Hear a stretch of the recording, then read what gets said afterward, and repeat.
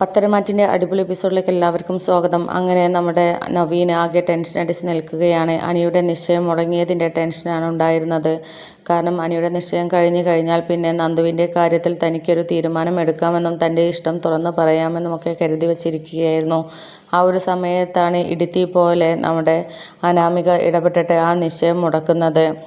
അങ്ങനെ ഇനി ഒട്ടും താമസിക്കാൻ വയ്യ, എത്രയും പെട്ടെന്ന് തന്നെ നന്ദുവിനോട് എൻ്റെ ഇഷ്ടം തുറന്ന് പറയണം, അല്ലെങ്കിൽ അനി ആകെ ഇടപെട്ടിട്ട് കുളമാക്കും. ഇത് പിന്നെ എനിക്ക് എൻ്റെ പെണ്ണിനെ കിട്ടാത്ത അവസ്ഥയാകും ഉണ്ടാവുക എന്നൊക്കെ ചിന്തിക്കുന്നുണ്ട്.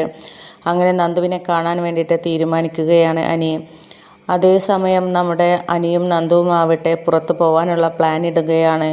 അനി നന്ദുവിന് ഫോൺ ചെയ്തിട്ട് നമുക്ക് പുറത്ത് വെച്ചൊന്ന് കാണണം, എനിക്ക് തന്നെ കാണാൻ കൊതിയാവുന്നു എന്നുള്ള രീതിയിലൊക്കെ സംസാരിച്ചിട്ട് അവർ പുറത്ത് ബീച്ചിൽ വെച്ചിട്ട് നമുക്ക് കാണാമെന്നൊക്കെ തീരുമാനം എടുക്കുകയാണ്.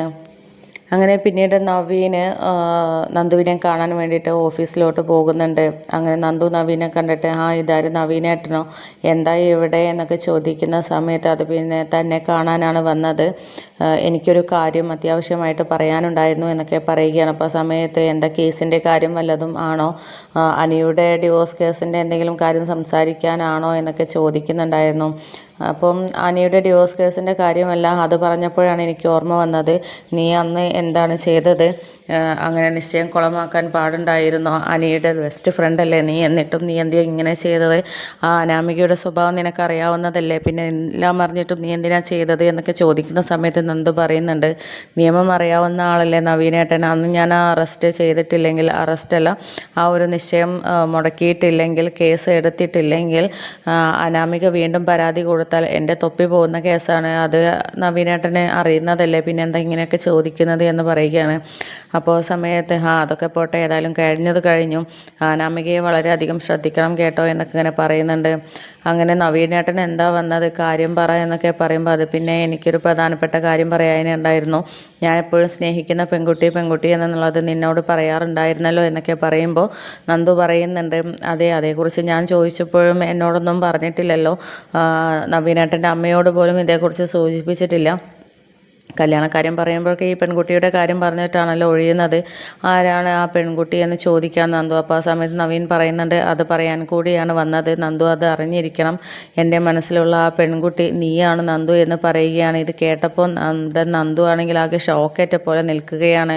എന്നിട്ട് ചോദിക്കുന്നുണ്ട്, നവീനേട്ടൻ എന്താ ഈ പറയുന്നത്, ഞാൻ അങ്ങനെ നവീനേട്ടനൊന്നും കണ്ടിട്ടില്ല, എൻ്റെ ഒരു ഏട്ടൻ്റെ സ്ഥാനത്താണ് ആദർശേട്ടനെ കാണുന്നത് പോലെയാണ് ഞാൻ കണ്ടിട്ടുള്ളത്, പിന്നെ ഇതൊക്കെ മനസ്സിൽ കൊണ്ട് നടക്കാൻ പറ്റുമോ, ഇതൊന്നും പാടില്ല കേട്ടോ, ഇതൊക്കെ നടക്കാത്ത കാര്യങ്ങളാണ് എന്നുള്ള രീതിയിലൊക്കെ പറയുന്നുണ്ട്. അപ്പോൾ ആ സമയത്ത് നവീൻ പറയുന്നുണ്ട്, നടക്കാത്ത കാര്യം എന്നുള്ളത് നിനക്കാണ് തോന്നുന്നത്, നിൻ്റെ അമ്മയ്ക്കും അച്ഛനും എന്നെ വലിയ കാര്യമാണ്, അവർ നിന്നെ കല്യാണം കഴിച്ചാൽ കൊള്ളാമെന്നൊക്കെ ഇടയ്ക്കിടയ്ക്ക് സംസാരിക്കുന്നുണ്ടായിരുന്നു, ഞാനത് പിടികൊടുക്കാത്തതാണ്, എന്തായാലും ഞാൻ സ്നേഹിക്കുന്ന പെണ്ണ് നീയാണ് എന്നൊക്കെ തുറന്നടിച്ചങ്ങ് പറയുകയാണ്. അങ്ങനെ പിന്നീട് നവീൻ അവിടെ നിന്ന് പോവുകയാണ്. ആ സമയത്ത് നന്ദു ആണെന്നുണ്ടെങ്കിൽ ആകെ ടെൻഷൻ അടിച്ച് നിൽക്കുകയാണ്. നവീനേട്ടൻ ഇങ്ങനെ പറഞ്ഞത് അനി അറിഞ്ഞാലുള്ള അവസ്ഥയെക്കുറിച്ച് ചിന്തിച്ചിട്ടുണ്ടോ, അവനോടിപ്പോൾ എങ്ങനെയാണ് ഇതേക്കുറിച്ച് പറയുക, നവീനേട്ടൻ്റെ മനസ്സിൽ ഇങ്ങനെ ഒരു ഇത് ഉണ്ട് എന്നുള്ളത് അവനും കൂടെ അറിയണമല്ലോ എന്നുള്ള രീതിയിലൊക്കെ ചിന്തിക്കുന്നുണ്ട്. പക്ഷേ അനിത് നേരത്തെ അറിഞ്ഞിട്ടുണ്ടെന്നും നന്ദുവിൽ നിന്നും മറച്ചു വെച്ചതാണ് എന്നൊന്നും നന്ദുവിന് അറിയുന്നുണ്ടായിരുന്നില്ല. അങ്ങനെ പിന്നീട് നന്ദു അനിയെ കാണാൻ വേണ്ടിയിട്ട് പോകുന്നുണ്ട്. കാരണം അവർ പുറത്ത് പോകാനൊക്കെ പ്ലാൻ ഇട്ടിരിക്കുകയായിരുന്നു. അങ്ങനെ ആ പ്ലാൻ ഇട്ടതിനനുസരിച്ച് അവർ പുറത്തൊക്കെ പോകുന്നുണ്ട്, ബീച്ചിലൊക്കെ കറങ്ങി നടക്കുകയാണ്. അങ്ങനെ ആ ഒരു സമയത്താണ് നമ്മുടെ നവീൻ ഈ കാഴ്ച കണ്ടിട്ട് അവിടെ നിന്ന് പാസ് ചെയ്യുന്നത്.